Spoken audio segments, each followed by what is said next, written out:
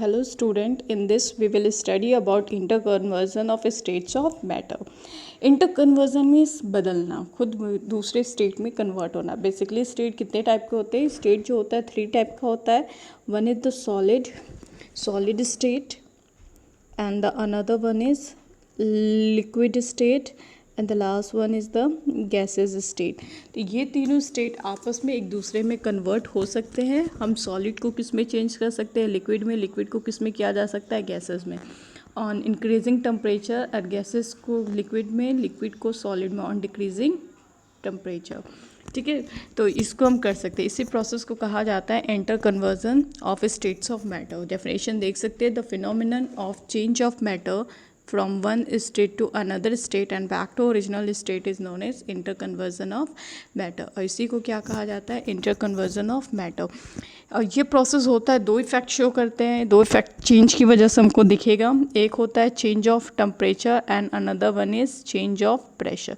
या तो हम टेम्परेचर इंक्रीज़ करें, डिक्रीज़ करें, तब हमें चेंज दिखेगा, या फिर प्रेशर में चेंज करते हैं, प्रेशर इंक्रीज़ करते हैं, डिक्रीज़ करते हैं, तब हमें change of states of matter दिखेगा.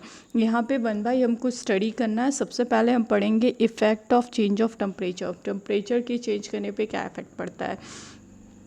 तो एक होता है by increasing temperature, another one is by decreasing temperature. यहाँ पे हम नंबर 1 जो पढ़ेंगे that is the solid into liquid.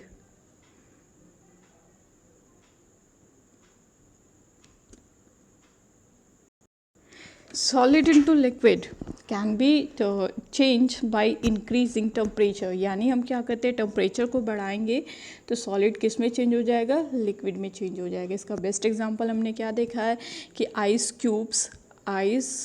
Cubes को हम क्या करते हैं, फ्राई पैन में या फिर हम हॉट यूटेंसिल्स में लेते हैं, उसको कुछ समय के लिए छोड़ दिया जाता है तो आइस क्या हो जाती है, मेल्ट होकर लिक्विड के फॉर्म में या वाटर मॉलिक्यूल के फॉर्म में कन्वर्ट हो जाती है. कब? जब उसका टेम्परेचर को क्या किया जाता है, इंक्रीज़ किया जाता है. अगर हम टेम्परेचर बढ़ाते हैं तो आइस किस में चेंज हो जाती है, वाटर मॉलिक्यूल में चेंज हो जाएगी. और इसको क्या कहा जाता है, विच ओनली कॉल मेल्टिंग. और इस प्रोसेस को क्या कहेंगे, फ्यूज़न कहा जाता है. ये होता किस वजह से है, when subjected to heating the molecules absorb heat which increases the kinetic energy of the molecule. होता क्या है बेसिकली, देखिए इस प्रोसेस में होगा क्या, इसके अंदर अब हमने सॉलिड लिया. As we know that solid के अंदर क्या होता है, इंटरमॉलिकुलर फोर्स ऑफ अट्रैक्शन बहुत ज़्यादा होता है. ये हमारा सॉलिड है, इसके अंदर इंटरमॉलिकुलर फोर्स ऑफ अट्रैक्शन ज़्यादा होगा. As well as intermolecular space solid के केस में क्या होता है, बिल्कुल नेग्लेजिबल होते हैं. अब यहाँ पे क्या करेंगे, हम इसको हीट प्रोवाइड कर रहे हैं. हमने इसको क्या दिया, हीट दिया. जब हमने हीट दिया दैट मीन्स टेम्परेचर इंक्रीज़ कर रहे हैं, तो temperature is directly proportional to kinetic energy. Temperature क्या होती है, डायरेक्टली प्रोपोर्शनल होती है किसके, काइनेटिक एनर्जी के. तो जैसे हम इसको हीट देंगे, ये जो इसके पार्टिकल्स है वो रैंडम मोशन शो करना स्टार्ट करते हैं. और रैंडम मोशन शो करेंगे तो एक दूसरे से क्या होंगे, दूर जाएंगे. इनके बीच में फोर्स ऑफ अट्रैक्शन होना कम हो जाएगा, इनके बीच में इंटरमॉलिकुलर स्पेस जनरेट होने लगेगा. और ये जो सॉलिड है हमारा किस में चेंज हो जाएगा, लिक्विड स्टेट में कन्वर्ट हो जाता है. तो बहुत ईजिली हम इसको क्या कर सकते हैं, लिक्विड स्टेट में हम इसको कन्वर्ट कर सकते हैं. Is now the second state conversion is liquid state into solid state. हम लिक्विड स्टेट को कैसे हम सॉलिड स्टेट में कन्वर्ट करेंगे.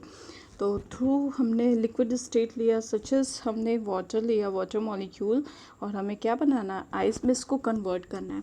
तो इसके लिए क्या किया जाता है, टेम्परेचर को डिक्रीज़ किया जाएगा. जब हम टेम्परेचर डिक्रीज़ करते थे in states of liquid, intermolecular space क्या होता है, लिक्विड के केस में ज़्यादा होता है as well as force of attraction भी कम होता है.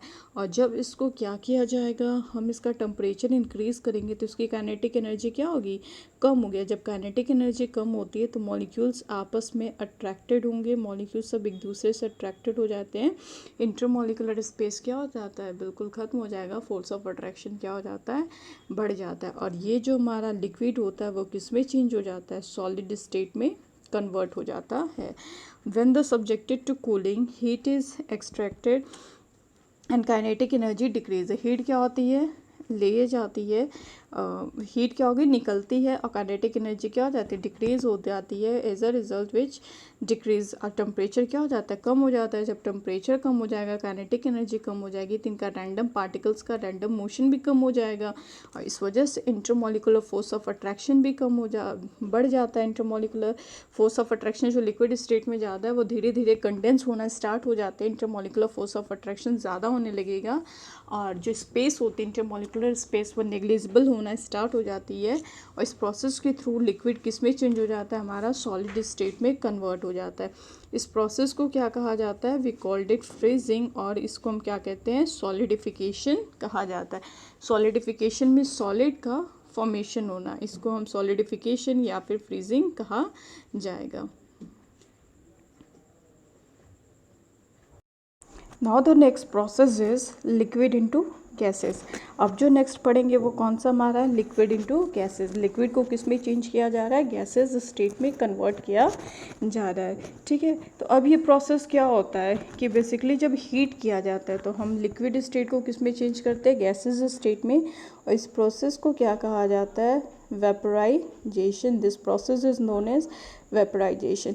अब इस केस में क्या होता है कि लिक्विड के अंदर इंटरमोलिकुलर स्पेस भी होता है, as well as of force of attraction कम होता है। अब जब इसको हीट किया जाता है, जब हीट करेंगे तो रैंडम मोशन होगा पार्टिकल्स के बीच में, लिक्विड के एक दूसरे से क्या होंगे, दूर जाएंगे, और ये इस केस में क्या होता है, इंटरमोलिकुलर स्पेस क्या होता है, बहुत ज़्यादा बढ़ जाता है। और इंटरमोलिकुलर स्पेस बढ़ जाता है तो फोर्स ऑफ अट्रैक्शन क्या हो जाएगा, डिक्रीज हो जाता है। लिक्विड किस में चेंज हो जाता है, हमारा गैसेस स्टेट में कन्वर्ट हो जाएगा। पानी का देखा ही होगा, पानी में जब भाप डेवलप होता है तो वो क्या होता है, वेपराइजेशन स्टेट में होता है। लिक्विड किस में चेंज होता है, हमारे गैसेस स्टेट में।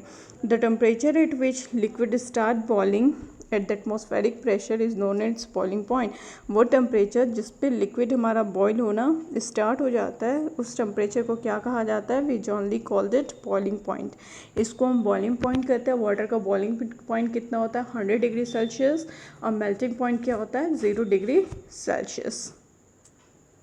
तो ये दो बेसिक इंपॉर्टेंट है, boiling point and last one is the gases into liquid. ठीक है, अब गैसेस को किस में चेंज किया जा रहा है, लिक्विड में चेंज किया जा रहा है। This process is known as condensation. जब हम क्या करते हैं, कूल करेंगे, ठंडा करते हैं, तो हमारा गैसेस किस में चेंज हो जाता है, लिक्विड में। ऐसा क्यों होता है, क्योंकि गैसेस में intermolecular we can say gases में इंटरमोलिकुलर स्पेस बहुत ज़्यादा होता है, और बहुत ज़्यादा होता है। जब इसको कूल किया जाता है तो इसकी काइनेटिक एनर्जी कम होती है, और जब कम होगी तो पार्टिकल्स क्या होंगे, रैंडम मोशन कम हो जाएगा, एक दूसरे के पास आएंगे। जब पास आएंगे तो स्पेस क्या हो जाएगा, कम हो जाएगा, और इंटरमोलिकुलर फोर्स ऑफ अट्रैक्शन क्या हो जाएगा, इंक्रीज होना स्टार्ट हो जाता है, और हमारा गैसेस स्टेट किस में चेंज हो जाता है, लिक्विड स्टेट में चेंज हो जाता है। इसी प्रोसेस को क्या कहा जाता है, वी कॉल्ड इट कंडेंसेशन।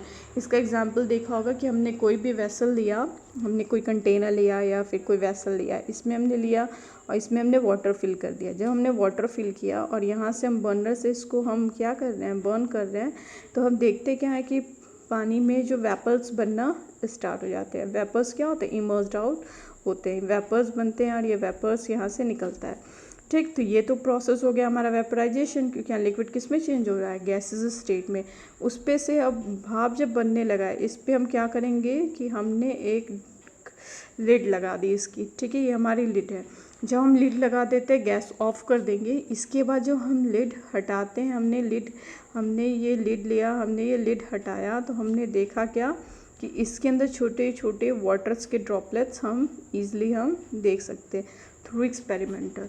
या फिर कोई कंटेनर लीजिए, उसमें पानी को बॉईल कीजिए, बॉईल करने के बाद उसको ढक दीजिए। थोड़ी देर बाद देखेंगे तो उसके लिड से क्या होगा, जो गैसेस स्टेट है वो किस में चेंज हो जाएगा, वाटर मॉलिक्यूल में छोटे छोटे ड्रॉपलेट्स लिड्स के ऊपर आपको ईजिली दिख सकते हैं। तो इस प्रोसेस को क्या कहा जाता है, वी जनरली कॉल कंडेंसेशन। बाकी हम नेक्स्ट में पढ़ेंगे।